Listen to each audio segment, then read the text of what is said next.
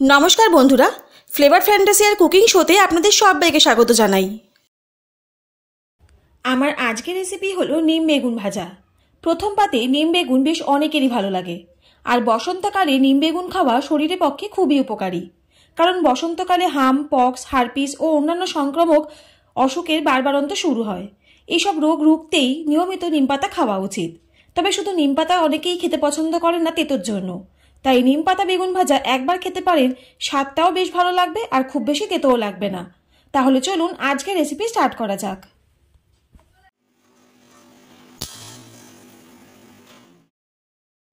आमी बाजार थेके 3 आटी नीम पाता निये एसेछि और नीम पातागुलोके डाटा थेके छाड़िये नियेछि और नीम पातागुलोके खूब भालो करे परिष्कार जले धुए नियेछि और जलटा छेके दिये नीम पातागुलोके देखुन झरझरे करे शुकिये नियेछि।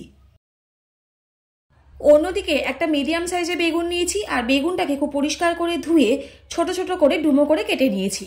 बेगुनेर साइजटा छोटो करेई काटबेन, एते नीम पातार साथे खूब भालोभाबे मिशे जाबे। प्रथमे नीम पातागुलोके ड्राई रोस्ट करे निते हबे। तार जोन्नो एकटा फ्राई पैन खूब भालो करे गरम करे नीम पातागुलोके आमी फ्राई पैनेर मध्ये दिये दिलाम। नीम पाताटाके प्राय 4 থেকে 5 मिनिट धरे आमी ड्राई रोस्ट करे नेब, तबे ग्यासेर फ्लेम अवश्यई लो टू मिडियाम रेखे, ना होले नीम पाताटा खूब ताड़ाताड़ी पुड़े जाबे, एते किन्तु नीम पाताटा खेतेও मोटेও भालो लागबे ना। देखुन 1 থেকে 2 मिनिट नीम पाताटाके ड्राई रोस्ट करार पर नीम पातार कालारटाও किन्तु हालका चेंज होते शुरू करे दिएছে। देखुन नीम पातार कालारटा सम्पूर्ण चेंज হয়ে গেছে আর দেখেও বোঝা যাচ্ছে नीम পাতাগুলো খুব ভালোভাবে ড্রাই রোস্ট হয়ে গেছে। এবারে नीम পাতাগুলোকে আমি প্যান থেকে তুলে নিচ্ছি। এবারে প্যানের মধ্যে 3 থেকে 4 টেবিল চামচের মতন সরষের তেল দিয়ে দিলাম। সরষের তেলটা খুব ভালো করে গরম হয়ে গেলে গ্যাসের ফ্লেম মিডিয়াম রেখে বেগুনগুলোকে আমি তেলের মধ্যে ছেড়ে দিলাম। বেগুনগুলোকে তেলের মধ্যে প্রায় 1 মিনিটের মতো নাড়াচাড়া করে নেব। অবশ্যই গ্যাসের ফ্লেম প্রথমে হাই রাখবো। এবারে দিয়ে দিচ্ছি পরিমাণ মতো লবণ আর সামান্য একটু হলুদ গুঁড়ো।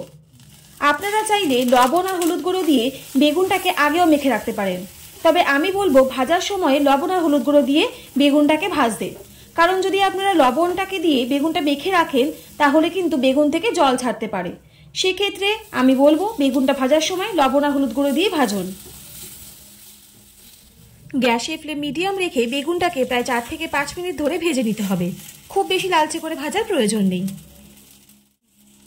বেগুনগুলো ভাজা হয়ে গেলে এর মধ্যে এবারে ড্রাই রোস্ট করা নিম পাতাগুলো দিয়ে দেব। আমি এখানে নিম পাতাগুলোকে গুঁড়ো করিনি, আপনারা চাইলে নিম পাতাগুলো ড্রাই রোস্ট করার পরে গুঁড়ো করেও নিতে পারেন। নিম পাতাগুলো দেওয়ার পরে বেগুনের সাথে খুব ভালো করে একবার মিশিয়ে নিতে হবে।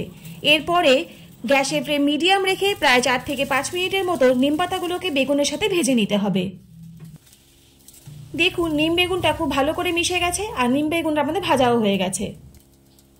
তাহলে আমাদের আজকের রেসিপি একদম রেডি।